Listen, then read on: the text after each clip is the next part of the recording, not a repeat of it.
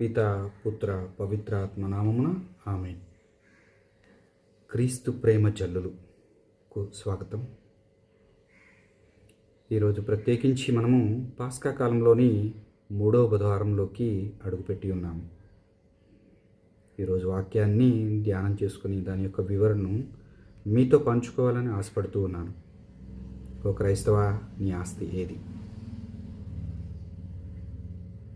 ఆయన నాకు ఒసగిన ఏదియూ పోగొట్టుకొనుక అంతిమ దినమున దానిని లేపుటయే నన్ను పంపిన వాని చిత్తము అని యోహాను సువార్త 6వ అధ్యాయము 39వ వచనంలో మనకు వాక్యము తెలుపుతూ ఉన్నది. తన పరలోక తండ్రి తనకు ఇచ్చిన ఆస్తిని భద్రంగా కాపాడుకుంటానని, దానిని అంతిమ దినమున తండ్రికి తిరిగి అప్పగిస్తానని ప్రభు అంటున్నారు. తన తండ్రి నుండి పొందిన ఆస్తి అంటే ప్రభువుకి ఎంత అపరూపమో చూసారా? తండ్రి నుండి వారసత్వంగా పొందిన సంపద కానీ బిడ్డలు చాలా ప్రశస్తమైనదిగా చూస్తూ ఉంటాం. అంటే నా తండ్రి ఇచ్చాడు నాకు ఆస్తి అని చెప్పేసి ఎంతో గొప్పలు చెప్పుకుంటూ ఉంటాం. అది ఇహలోక వాంఛ. తమ భద్రత కోసం తమ పూర్వీకులు ఏర్పాటు చేసిన నిధి, దాన్నే మన పిత్రార్జితం అని కూడా అంటాం.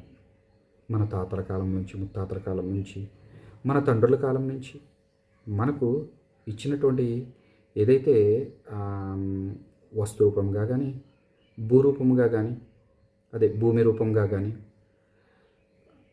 అనేక రకాలుగా ఉన్నాయి ఆస్తులు. ధనరూపేణ ఇలా ఆస్తులన్నీ వచ్చినటువంటి, అంటే మనకు ఉన్నటువంటి తల్లిదండ్రులు వారిచ్చినటువంటి ఆస్తిని మనం పిత్రార్జితం అని చెప్పేసి మనం అనుకుంటూ ఉంటాం. అలాగే పిల్లలు పిత్రార్జితాన్ని చాలా అపరూపంగా కాపాడుకుంటూ ఉంటారు. కారణం దానిలో తమ తండ్రులను తాతలను చూచుకుంటూ ఉంటారు. అంతే కదా మిత్రమా? కొందరు ఎంతో ఆస్తిని సంపాదించిన ఆధునిక భవనాలలో కానీ, అంటే పెద్ద పెద్ద అంతస్తుల రూపంలో ఉన్న తమ పూర్వీకుల నివసించిన గృహాలను వదిలి వెళ్ళరు. అది శిథిలావతం అవుతున్నా కూడా, అంటే పడిపోతూ ఉన్నా, కుంగిపోతూ ఉన్నా కూడా కొన్ని ఆ కట్టడాలను వాటిని వదిలి వెళ్ళలేరు. ఎందుకంటే దాంట్లో వారికి ఎన్నో జ్ఞాపకాలు ఉంటాయి. అవి ఈ మధ్యకాలంలో మనం కొన్ని చూస్తూ ఉంటాం. పట్టణాల్లో కన్నా పల్లెటూళ్ళలో చాలా అలాంటివి మనకి తారసపడుతూ ఉంటాయి. అయినా అక్కడే నివసించడానికి కూడా చాలా ఇష్టపడుతూ ఉంటాం. ఎందుకంటే తమ తండ్రులు తాతలు తిరిగారు, అక్కడే తిన్నారు, నిద్రించారు. మన తల్లిదండ్రుల జ్ఞాపకాలు కూడా ఉన్న ఆ ఇంటిని వదలలేని వాళ్ళు మనలో కూడా చాలామంది ఉంటారు మిత్రమా. దీన్ని బట్టి చూసుకుంటే బైబిల్లో ఉన్నటువంటి పురాతనమైనటువంటి పూర్వం యూదా రాజు అయినటువంటి అహబు నాబోతు అనువానికి చెందిన ద్రాక్ష తోటను తనకు ఇమ్మని అడిగాడు. అందుకు నాబోతు, అయ్యా, ఇది పిత్రార్జితమైన నేల, యావే తోడు, ఈ తోటను నేను అమ్మను అని అహబు రాజుతో పలికెను. 1వ రాజులు 21వ అధ్యాయము 1వ వచనము 1వ అధ్యాయము 3వ వచనంలో మనకు తేటతెల్లమవుతూ ఉంది. తల్లిదండ్రుల నుండి సంక్రమించినటువంటి ఆస్తిపై నాబోతుకున్న మమకారం, గౌరవం చూస్తే ముచ్చటేస్తుంది కదా. పిత్రార్జితాన్ని అతడు ఎట్టి పరిస్థితుల్లోనూ వదులుకోనన్నాడు. చివరికి తన ప్రాణాల మీదకి తెచ్చుకున్నాడు. ఆ తోటకు మించిన మేలిమి ద్రాక్ష తోటను ఇంకో దానిని ఇస్తానని రాజు చెప్పారు. లేదా నాబోతు అడిగితే ఎంత విలైనా చెల్లిస్తానని చెప్పి ఈ వాక్యం ద్వారా కానీ ఆయన చెప్పారు, కానీ నాబోతు తన పిత్రార్జితాన్ని అమ్మను అని తెగేసి చాలా దృఢంగా చెప్పాడు. నాబోతు ఆ ద్రాక్ష తోటను రాజుకి ఇస్తే రాజుతో చెలిమి అతనికి దక్కవచ్చు, అందువలన అతని పరపతి పెరిగిపోతోంది. అయినప్పటికీ నాబోతు తన పితరుల ఆస్తిని వదలనన్నాడు. రాజు మాటను కాదంటే తను చేస్తానని అతడికి తెలుసు. అయినా మరణించాల్సి వచ్చిన అతడు చంకలేదు. ఎందుకంటే తన తాతలకు, తండ్రికి అతడిచ్చినటువంటి గౌరవం. దేవుని తండ్రిగా కలిగి ఉండి పరదైచు అనే ద్రాక్షావనాన్ని ఆస్తిగా పొందిన మనం ఎంత భాగ్యవంతులమో గ్రహించడం ఒక ఎత్తు అయితే, దానిని అపురూపంగా కాపాడుకోవటం మరో ఎత్తు. మన ఆది తండ్రి అయిన ఆదాము చూడండి, తన తండ్రి అయిన దేవుని నుండి ఈ భూమిని అతడు పిత్రార్జితంగా పొందారు. భూమండలమంతటా విస్తరించి దానిని వశం చేసుకో, లోబర్చుకో, స్వతంత్రించుకో అని దేవుడు ఆదాముకు చెప్పారు. ఆదికాండం 1వ అధ్యాయం 28వ వచనం ద్వారా. కానీ ఆదాము ఏం చేశారు? దేవుని ఆజ్ఞను మరిచారు. ఆయన తినవద్దు అని చెప్పినటువంటి పండును తిన్నారు. తత్ఫలితంగా ఈ భూమిపై ఆధిపత్యాన్ని కోల్పోవడమే కాక దాన్ని శాపం పాలు చేశారు. నీవు నీ భార్య మాట విని నేను తినవలదనిన పండును తింటివి, నీ వలన భూమి శాపము పాలైనది అని దేవుడు ఆదాముతో అన్నారు. ఆదికాండము 3వ అధ్యాయం 17వ వచనంలో. ఆదాము తన పిత్రార్జితాన్ని పోగొట్టుకున్నారు. అతడికి తన తండ్రి మీద గౌరవం, ఆయన ఇచ్చినటువంటి ఆస్తి మీద మమకారం లేకపోయింది. అయితే రెండవ ఆదామైన మన క్రీస్తుని చూడండి, తన తండ్రి నుండి లభించిన ఆస్తిని దేనిని ఆయన పోగొట్టుకునక భద్రపరిచి తిరిగి దేవునికి అప్పగిస్తానని చెప్పారు. అలాగే చేశారు. కడరాత్రి భోజన సమయంలో తన శిష్యుల కోసం ప్రార్థన చేస్తూ, తండ్రి, నీవు నాకు వసిగిన వారిని నీ నామమున కాపాడితిని, నేను వారిని భద్రపరిచితిని అని అన్నారు. యోహాను సువార్త 17వ అధ్యాయం 12వ వచనం ద్వారా. దేవుడు తనకు వసిగిన ఆస్తి అయిన నిన్ను, నన్ను కాపాడటం కోసమే ప్రభువు తన సొంత ప్రాణాలనే పణంగా పెట్టారు. నీకోసం, నా కోసం సిలువలో మరణించి. పిత్రార్జితం మీద ప్రభువుకు అంత మక్కువ, మమకారం. తప్పిపోయిన గొర్రెవలే ఉన్న పాపిని వెతుక్కుంటూ వెళ్ళారు. ఇతడు పాపులను, సుంకరులకు మిత్రుడు అని ముద్ర వేయించుకున్నా పర్వాలేదు, కానీ తండ్రి నాకు వసిగిన వారిని పోగొట్టుకోకూడదు అని తలంచారు. ఇతడు దయ్యములకు అధిపతి అయిన బెల్జెబూలు సహాయముతో దయ్యములను పారదొరులుతున్నాడు అని తనను అవమానించిన సహించాడు. కానీ తండ్రి తనకు ఆస్తిగా ఇచ్చిన వారిని విమోచించడం మానుకోలేదు. చివరికి తన నిష్కలంక రక్తాన్నే వెలగా చెల్లించి మనలను శాశ్వతమైన ఆస్తిగా సంపాదించుకున్నారు, దేవునికి అప్పగించారు.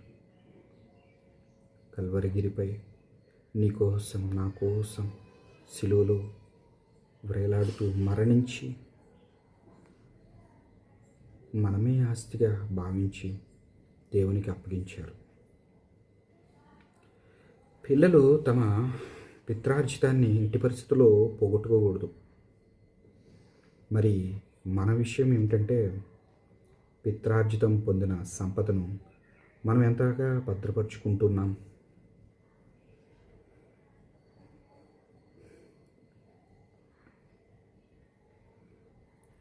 ఇక్కడ ఒక ప్రాముఖ్యమైనటువంటి ప్రశ్న ఒకటి ఉంది. మనం దేన్ని పిత్రార్జితంగా సంపదగా భావిస్తున్నాం, ప్రేమిస్తున్నాం? కుటుంబంలో కలహాలు తెచ్చి తోబుట్టువుల హత్యలకు దారితీసే మన జీవితాలను అతలాకుతలం చేసే లౌకిక సంపదలనే మనం పిత్రార్జితంగా భావిస్తున్నామా? సోదరి, ఆస్తి పంపకాల దగ్గర అయిన వాళ్ళు అని కూడా చూడకుండా ప్రాణాలు తీసుకునే వాళ్లను మనం ఎంతమంది చూడటం లేదు ఈరోజు.